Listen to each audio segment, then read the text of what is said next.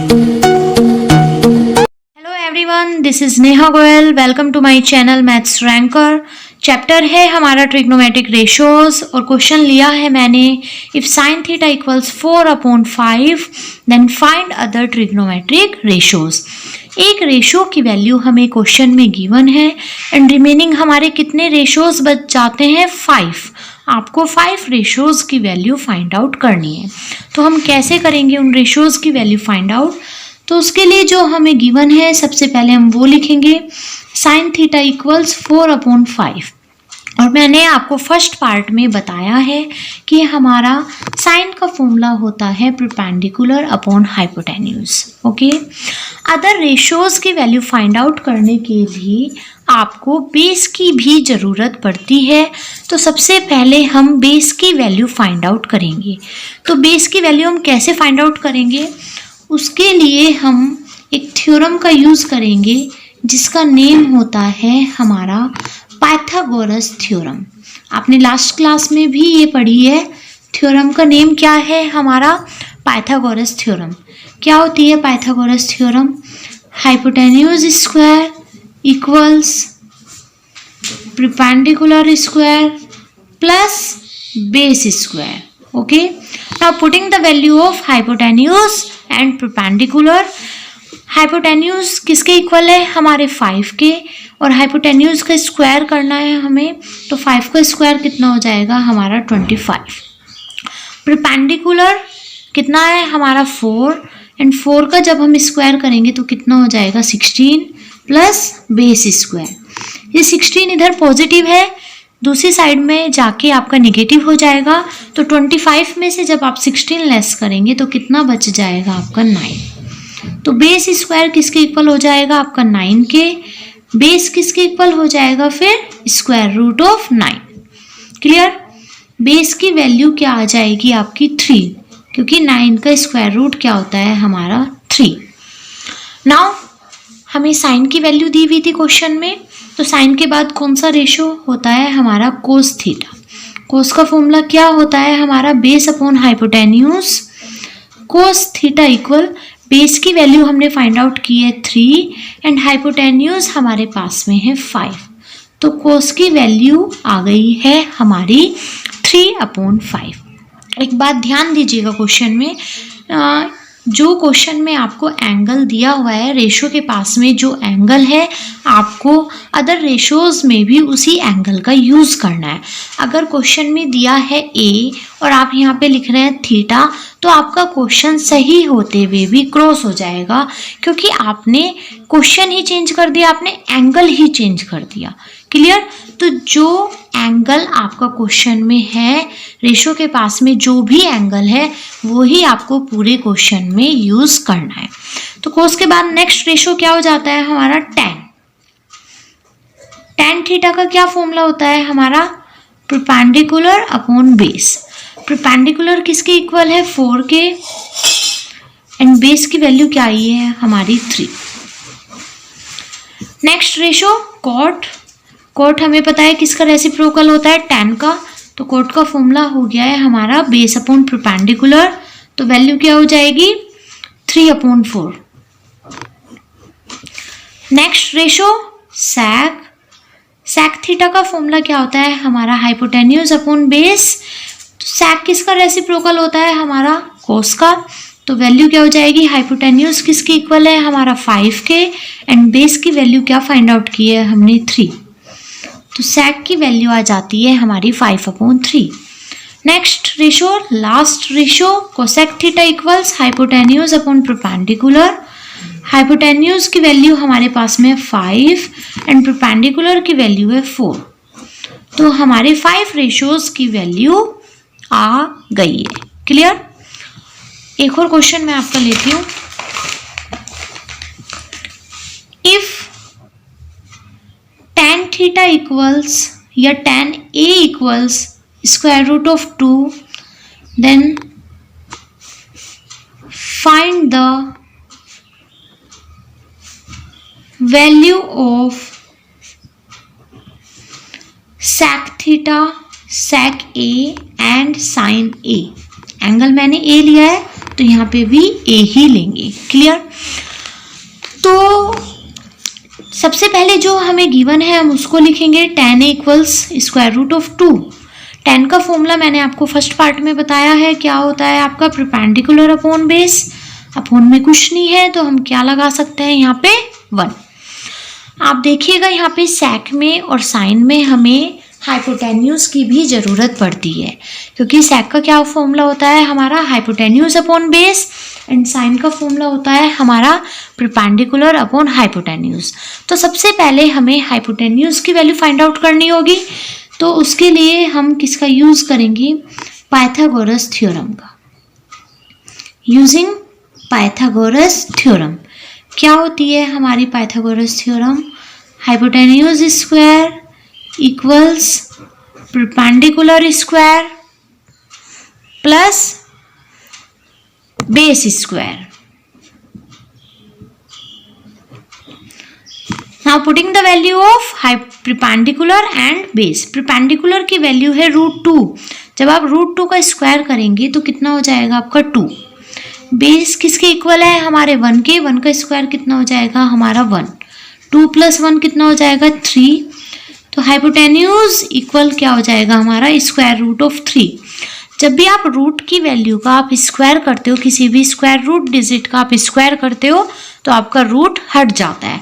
तो √2 का स्क्वायर क्या होगा हमारा 2। तो हाइपोटेन्यूज किसके इक्वल है हमारा 3 के। तो हाइपोटेन्यूज किसके इक्वल हो जाए, हाइपोटेन्यूज का स्क्वायर किसके इक्वल है हमारा 3 के।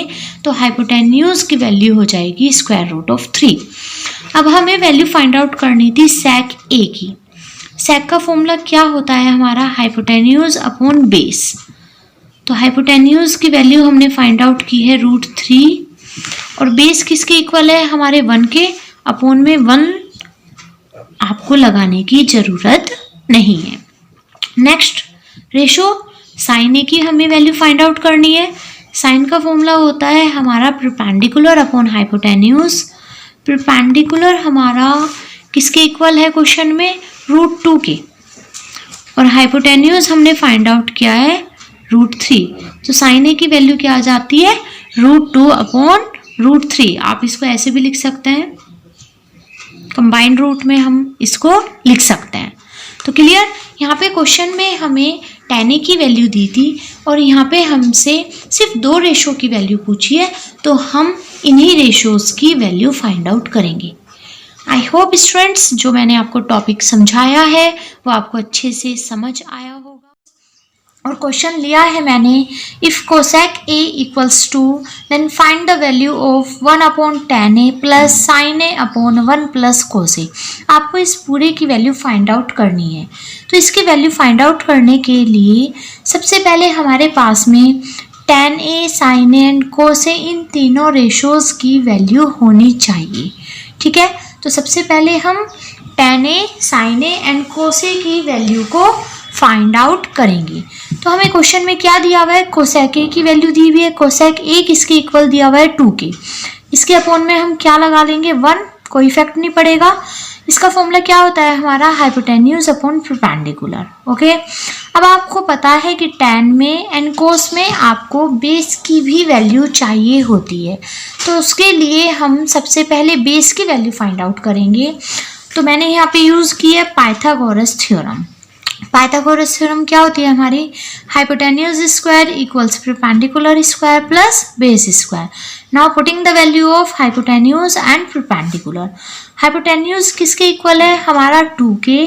2 का जब आप स्क्वायर करेंगे तो कितना हो जाएगा 4। परपेंडिकुलर हमारा है 1 के इक्वल। 1 का स्क्वायर करेंगे तो क्या हो जाएगा हमारा 1 प्लस बेस का स्क्वायर। ये 1 यहाँ पे पॉजिटिव है, दूसरी साइड जाके आपका निगेटिव हो जाएगा। तो 4 में से जब आप 1 लेस करेंगे तो कितना हो जाएगा 3। तो बेस स्क्वायर किसके इक्वल आ गया है हमारा 3 के। तो बेस की वैल्यू क्या आ जाएगी हमारी स्क्वायर रूट ऑफ 3। क्या आ गई है हमारी स्क्वायर रूट ऑफ 3। तो अब हम वैल्यू फाइंड आउट करते हैं tan a की। किसकी वैल्यू हम फाइंड आउट करते हैं tan a की। tan का फॉर्मूला क्या होता है हमारा परपेंडिकुलर अपॉन बेस। परपेंडिकुलर हमारा इक्वल है 1 के एंड बेस की वैल्यू अभी हमने फाइंड आउट की है √3। तो tan A की वैल्यू हो जाती है इक्वल 1/√3 के। नेक्स्ट रेशो है हमारा sin A। साइन का फॉर्मूला होता है perpendicular upon hypotenuse. Perpendicular equal है 1 के एंड हाइपोटेन्यूज की वैल्यू है 2। Next ratio cos A। cos का फॉर्मूला होता है हमारा base upon hypotenuse. Base equal है हमारा √3 के एंड हाइपोटेन्यूज की वैल्यू हमारे पास में है 2। तो अब हमने इन तीनों रेशोज की वैल्यू फाइंड आउट कर ली है। ओके, अब हमें इस पूरे की वैल्यू फाइंड आउट करनी है, तो इसको लिखेंगे हम यहाँ पे। किसकी वैल्यू हमें फाइंड आउट करनी है? 1/tan A plus sin A upon 1 plus cos A। अब आपको क्या करना है? इन तीनों रेशोज की वैल्यू पुट करनी है। सिंपल। 1/tan A की वैल्यू है 1/√3 प्लस लगा देंगे हम यहाँ पे। sin A की वैल्यू है 1/2 अपॉन 1 प्लस cos A की वैल्यू हमने फाइंड आउट की है √3/2। क्लियर। अब आपको क्या करना है? इसको सॉल्व करना है। √3 की मल्टीप्लाई हो जाएगी आपके 1 के साथ में, तो कितना हो जाएगा? √3 अपॉन में 1, और 1 को लिखने की ज़रूरत नहीं है। यहाँ पे आपको क्या लेना होगा? एलसीएम। आप 2 एलसीएम लेंगे तो यहाँ पे क्या हो जाएगा आपका? 2 + √3। क्लियर।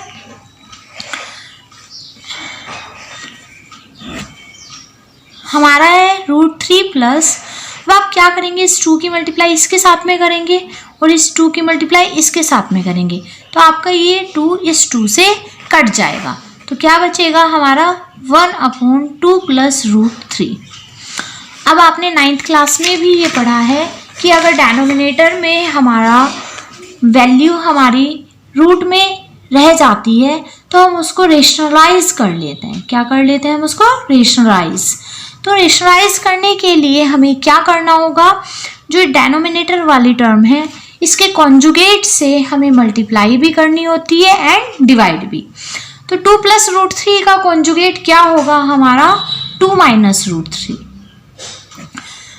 डिजिट्स के बीच का साइन आपका चेंज हो जाता है। पॉजिटिव है तो निगेटिव एंड निगेटिव है तो पॉजिटिव।